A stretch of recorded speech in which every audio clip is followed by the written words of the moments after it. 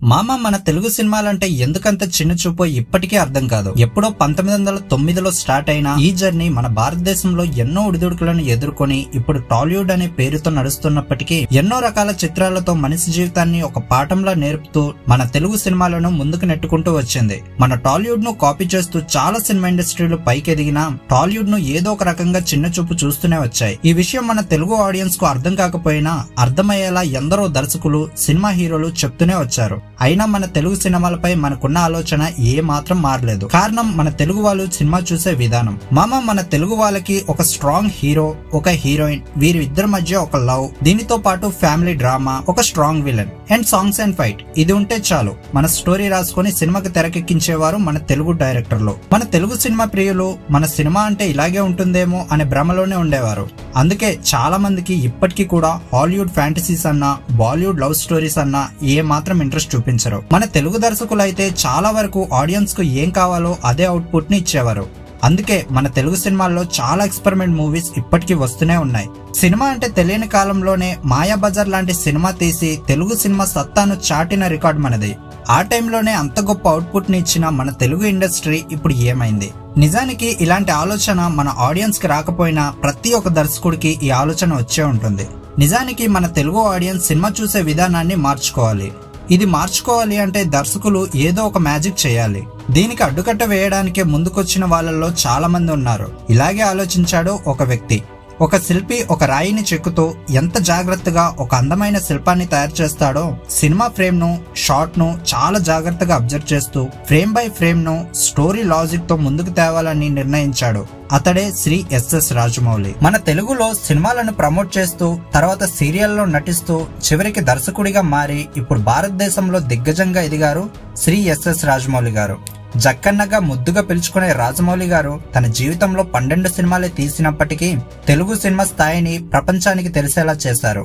అయితే ఈ వీడియోలో మనం ఎస్ఎస్ రాజమౌళి ఇంత ఎత్తుకు ఎలా ఎదిగారో, ఏం చదువుకున్నారు, 12 సినిమాల వెనుక అర్థం ఏంటి, తన సినిమాల్లో ఎలాంటి లాజిక్ ని యూజ్ చేస్తారు అనేది తెలుసుకుందాం.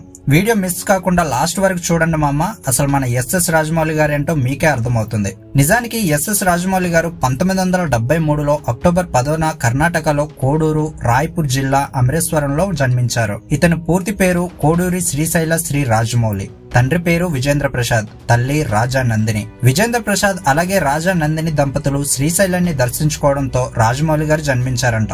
అందుకే శ్రీశైల శ్రీ రాజమౌళి అని పేరు పెట్టారు ఇతనికి. ప్రస్తుతం వీళ్ళ కుటుంబం రాజమహేంద్రవరంలో కోడూరుకి చెందినది. చిన్నప్పటి నుండి ఇతనిది చాలా పెద్ద ఉమ్మడి కుటుంబం. అందుకే ఇతని సినిమాల్లో ఎక్కువగా వాళ్ళ కుటుంబం నుండి వచ్చిన వాళ్ళే పనిచేస్తూ ఉంటారు. ఇతని చదువు కేవలం ఇంటర్మీడియట్ తోనే ఆగిపోయింది. కారణం సినిమాలపై ఉన్న ఆసక్తి. ఎందుకంటే చిన్నప్పుడు తన బామ్మగారు రాజమౌళి తన ఒడిలో పెట్టి రామాయణం, మహాభారతం లాంటి ఎన్నో హిస్టారికల్ కథలను చెప్పేవారు. దీనితో పాటు చదువుకునే వయసులోనే అమర్ రాజా కామిక్ బుక్స్ కూడా చదివేవారంట. అయితే టైం దొరికినప్పుడు ఈ విషయాలు తన ఫ్రెండ్స్ కు తన శైలిలో వివరించి చెప్పేవాడు. అందుకే ఈ పుస్తకాల్లో భావాలు తనకి చాలా గుర్తుండేవి. రాజమౌళి తాతగారికి 350 ఎకరాల భూమి ఉండేదంట. వీటిలో చాలా కోల్పోయారు. రాజమౌళి గారి పెద్దనాన్న శివదత్త గారు ఒక సినిమా తీసి రిలీజ్ చేద్దాం అనుకున్నారు. కానీ అది రిలీజ్ కాలేదు. దీనితో ఉన్నాస్తి కూడా పోయింది. ఆ టైంలో వీళ్ళకి కూరగాయలకి కూడా డబ్బులుండేవి కాదంట. ఇలా అయితే కుటుంబ పోషణ చాలా కష్టమవుతుందని శివదత్త గారు ఒక రైటర్ దగ్గర అసిస్టెంట్ రైటర్ గా జాయిన్ అయ్యారు. ఆ తర్వాత విజేంద్ర ప్రసాద్ గారు కూడా రైటర్ గా పని మొదలు పెట్టారు. ఈ విధంగా రాజమౌళి గారు కూడా ఎడిటర్ గా పనిలోకి వచ్చారు. ఇతను వచ్చిన కొత్తలో కోటగిరి వెంకటేశ్వరరావు దగ్గర పని మొదలు పెట్టారు. ఇతని దగ్గర 6 నెలలు ఎడిటింగ్ చేస్తూ చాలా విషయాలు నేర్చుకున్నారు. ఫ్రేమ్ బై ఫ్రేమ్ టెక్నిక్ ను ఇక్కడే నేర్చుకున్నారంట. తర్వాత చెన్నై ఏవిఎం స్టూడియోలో క్రాంతి కుమార్ దగ్గర అసిస్టెంట్ డైరెక్టర్ గా పనిచేశారు.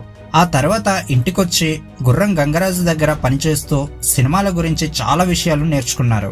ఇతనికి ఎడిటింగ్, అలాగే రైటింగ్, డైరెక్షన్ లాంటి చాలా విషయాలు తెలుసు. ఇప్పుడు రాజమౌళికి ఒక సినిమా ఎలా టేకప్ చేయాలో బాగా తెలుసు.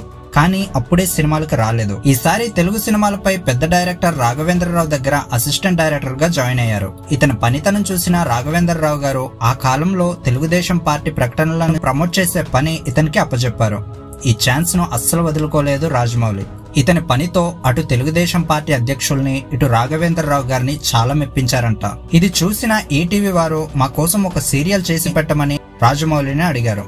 అలా ఆ టైంలో శాంతి నివాసం సీరియల్ ను డైరెక్షన్ చేశారు. అయితే ఈ డైరెక్షన్ రాఘవేంద్రరావు గారి పర్యవేక్షణలోనే జరిగింది. నిజానికి ఇతని సీరియల్ డైరెక్షన్ చేయాలి అనే ఆలోచన కూడా లేదు, కానీ ఆ ఛాన్స్ ను కూడా అస్సలు వదులుకోలేదు. ఇది ముగిసిన తర్వాత ఇతనికి చాలా విషయాలు, డైరెక్షన్ లో కొత్త విధానాలు, ఆడియన్స్ కి ఎలా చూపించాలి అనే లోతైన విషయాలు నేర్చుకున్నారు. అయితే డైరెక్టర్ గా 2001లో మొదటి cinema student number 1 cinema Raghavendra Rao గారు రాజమౌళికి అప్పచెప్పారు. అయితే మొదటి సినిమాతోనే బ్లాక్ బస్టర్ హిట్ ని కొట్టారు రాజమౌళి గారు. దీని రికార్డ్స్ ఎలా అంటే 1,85,00,000తో వచ్చిన ఈ సినిమా దాదాపుగా 12 కోట్లు కలెక్ట్ చేసింది. తర్వాత రెండో సినిమా చేయడానికి 2 ఏళ్లు పట్టింది. అది కూడా జూనియర్ ఎన్టీఆర్ తోనే సింహాద్రి సినిమా తెరకెక్కించారు. ఈ సినిమా 5 కోట్లతో వస్తే ఏకంగా 26 కోట్లు వసూలు చేసింది. 2003లో ఈ సినిమాను బీట్ చేసిన సినిమా ఇంకోటి లేదు. దీనితో సినిమా ప్రొడ్యూసర్స్ జేబులు కాసులతో నిండిపోయాయి మామ. జూనియర్ ఎన్టీఆర్ ఇమేజ్ అయితే అమాంతం పెరిగిపోయింది. ఎంతో మంది ప్రొడ్యూసర్లు సినిమాలు చేసి పెట్టమని రాజమౌళిని అడిగేవారు, కానీ ఇతను ఎవ్వరికీ సినిమాలు చేయలేదు. తన శైలిలో మెల్లగా ముందుకు వెళ్లారు. ఆ టైంలోనే చిరంజీవి గారు రామ్ చరణ్ ను సినిమాలకు పరిచయం చేయాలి అనుకున్నారు. రాజమౌళి అయితే కరెక్ట్ గా ఉంటారు అని రాజమౌళిని అడిగారు. కానీ రామ్ చరణ్ గారి యాక్టింగ్ ఏంటో పూర్తిగా తెలియకుండా సినిమాల్లో తనని తీసుకోవడం అంటే చాలా కష్టంగా ఉంటుంది. కాబట్టి రామ్ చరణ్ రెండో సినిమా ఖచ్చితంగా నేనే చేస్తాననేసి చిరంజీవి గారితో అన్నారు. సింహాద్రి సినిమా తర్వాత సై అనే పేరుతో రగ్బీ గేమ్ ను పరిచయం చేస్తూ సై సినిమా తెరకెక్కించారు. ఇది కూడా సూపర్ హిట్ అయింది. ఈ సినిమాకు గాను 4 నంది అవార్డులు వచ్చాయి, కానీ అంత వసూలు చేయలేదు. పైగా ఇది రాజమౌళికి ఒక ఎక్స్పెరిమెంటల్ మూవీగా మారింది. అయితే 4వ సినిమా మాత్రం ఇలా కాకూడదని నిర్ణయించి ప్రభాస్ తో ఛత్రపతి అనే స్ట్రాంగ్ టైటిల్ తో సినిమాను రిలీజ్ చేశారు. ఈ సినిమా ఆ టైంలో తెలుగు సినిమాలపై ఒక స్ట్రాంగ్ ఫ్రేమ్ ను అందుకుంది. ఈ సినిమాలో ఉన్న విలనిజం మరి ఏ సినిమాలో అప్పటి వరకు కనిపించలేదు. ప్రభాస్ కెరీర్ ను మార్చిన సినిమాల్లో ఈ ఛత్రపతి మెయిన్ లీడ్ గా మారింది. ఈ సినిమా 12 కోట్లతో తెరకెక్కితే 24 కోట్లు కలెక్ట్ చేసింది. ఆ తర్వాత రవితేజ డ్యూయల్ రోల్ తో విక్రమార్కుడు అనే యాక్షన్ కామెడీ మూవీగా వచ్చింది. ఈ సినిమా ప్రభావం ఎలా ఉండిందంటే ఆ టైంలో తెలుగు ప్రజలకు ఖాళీ టేబుల్ కనిపిస్తే చాలు చింతా జింతా అని దరువు వేసేవారు. ఈ సినిమా కూడా అస్సలు తగ్గలేదు మామ. ఆ తర్వాత మళ్ళీ జూనియర్ ఎన్టీఆర్ తో యమదొంగ అనే సినిమా ప్లాన్ చేశారు. జూనియర్ ఎన్టీఆర్ యముడి క్యారెక్టర్ లో దుమ్ము దులిపేశారు. ఇప్పటికీ ఈ క్యారెక్టర్ కు చాలా మంది ఫ్యాన్స్ ఉన్నారు. ఈ సినిమా అయితే బాక్స్ ఆఫీస్ ను షేక్ చేసింది. రాజమౌళి యమదొంగ వరకు తెలుగు సినిమాలు చాలా వరకు ఇలాగే ఉంటాయేమో అని ఆడియన్స్ అనుకునేవారు. కారణం ఎప్పుడో రిలీజ్ అయిన ఎన్టీ రామారావు గారు ఈ గెటప్ ను ఎప్పుడో యూజ్ చేశారు. ముందు నుండి ఇదే శైలిలో సినిమాలు రావడం వల్ల సినిమాల్లో కొత్తదనాన్ని ఆస్వాదించడం మర్చిపోయారు మన తెలుగు ఆడియన్స్. దీనిని గమనించిన రాజమౌళి ఈసారి చిరంజీవి కొడుకు రామ్ చరణ్ తో మగధీర సినిమాను స్టార్ట్ చేశారు. ఈ సినిమా దాదాపుగా 40 కోట్లతో తెరకెక్కింది. ఈ సినిమా ఆ టైంలో టాలీవుడ్ లో భారీ బడ్జెట్ సినిమాగా పేరు పొందింది. అంతేకాదు రాజమౌళికు ఈ సినిమాతో ఉత్తమ దర్శకుడిగా నంది మరియు ఒక ఫిల్మ్ఫేర్ అవార్డు వచ్చింది. మొత్తంగా ఈ సినిమా 6 ఫిల్మ్ఫేర్ అవార్డులను, 9 నంది అవార్డులను, బెస్ట్ కొరియోగ్రఫీ అవార్డును, అలాగే ఒక జాతీయ అవార్డును అందుకుంది. ఈ సినిమా తమిళ్లో కూడా బ్లాక్ బస్టర్ హిట్ అయింది. 2018లో కొరియా మరియు జపాన్ లో కూడా రిలీజ్ చేశారు. ఈ దెబ్బతో రామ్ చరణ్ ఫ్రేమ్ కూడా చాలా వరకు పెరిగిపోయింది. దీని తర్వాత సునీల్ తో ఒక యాక్షన్ కామెడీ మూవీ మర్యాద రామన్నను రిలీజ్ చేశారు. నిజానికి ఈ సినిమా హాలీవుడ్ లో అవర్ హాస్పిటాలిటీ అనే మూవీ నుండి తీసుకుని రిలీజ్ చేశారు. ఇది కూడా ఎక్స్పెరిమెంటల్ మూవీనే, కానీ ఇది కూడా 4 నంది అవార్డులను గెలుచుకుంది. ఆ తర్వాత ఒక యాక్షన్ ఫ్యాంటసీ సినిమా ఈగా అనే పేరుతో ముందుకు వచ్చింది. ఈ సినిమా 40 కోట్లతో తెరకెక్కింది. ఈ సినిమా కూడా చాలా అవార్డులను గెలుచుకుంది. నిజానికి ఇది కూడా ఒక ఎక్స్పెరిమెంటల్ మూవీ. నిజానికి మన తెలుగు ఆడియన్స్ ఒక హీరో లేకుండా సినిమాను యాక్సెప్ట్ చేస్తారో లేదో అనే దాని మీదనే ఈ ఎక్స్పెరిమెంట్ చేశారు రాజమౌళి గారు.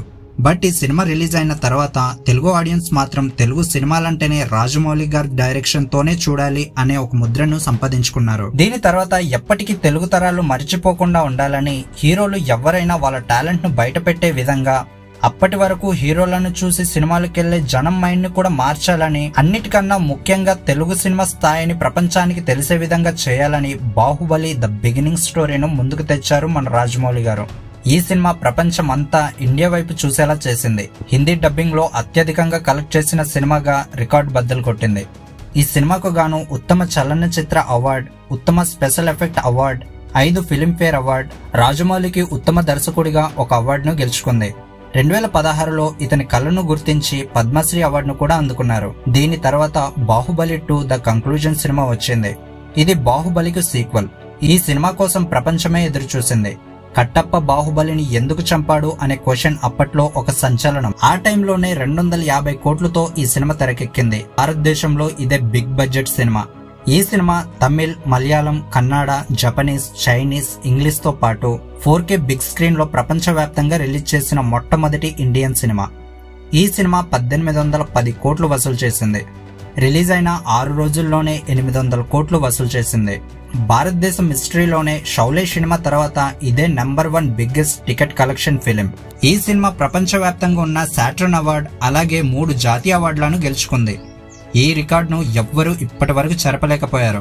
బాహుబలి మర్చిపోయే లోపే దీని తర్వాత మన రాజమౌళి గారు RRR సినిమాను తెరకెక్కించారు. ఈ సినిమా హిస్టారికల్ పీరియాటిక్ డ్రామా. ఈ సినిమా ఎన్టీఆర్, రామ్ చరణ్ అలాగే రాజమౌళి స్క్రీన్ ప్లేకు మంచి ప్రశంసలు వచ్చాయి. RRR సినిమాకు గాను 1150 కోట్ల నుండి 1200 కోట్లు వసూలు చేసింది. నేను ముందు చెప్పినట్టు ఒక రాయిని చెక్కే ఒక శిల్పి ఎంత జాగ్రత్తగా ఒక శిల్పాన్ని చెక్కుతారో ఒక సినిమాను అంత చక్కగా చెక్కే ఒకే ఒక మనిషి మన రాజమౌళి గారు అని అందరికీ అర్థమైంది. అందుకే తన మొదటి సినిమాలోనే జక్కన్న అనే పేరును సంపాదించుకున్నారు రాజమౌళి గారు. ఇది మన రాజమౌళి గారు ఎపిక్ స్టోరీ. మరి మీరు రాజమౌళి డైరెక్షన్ తో నెక్స్ట్ ఏ హీరో యాక్ట్ చేస్తే బాగుంటుందో కామెంట్ సెక్షన్ లో కామెంట్ చేయండి. అలాగే ఈ వీడియోకి ఒక 1000 లైక్లు వస్తే నెక్స్ట్ వీడియోలో బాహుబలి యొక్క రియల్ స్టోరీ అలాగే తన డైరెక్షన్ టెక్నిక్స్ ను మీ ముందుకు తేవాలి అనుకుంటున్నాను. అలాగే మిస్ అవ్వకుండా ఉండడానికి ఈ ఛానల్ ని సబ్స్క్రైబ్ చేసుకోండి. సో ఇది వరకే మీరు మన ఛానల్ ని సబ్స్క్రైబ్ చేసుకుని ఉంటే thank you for your lovely support. We are family.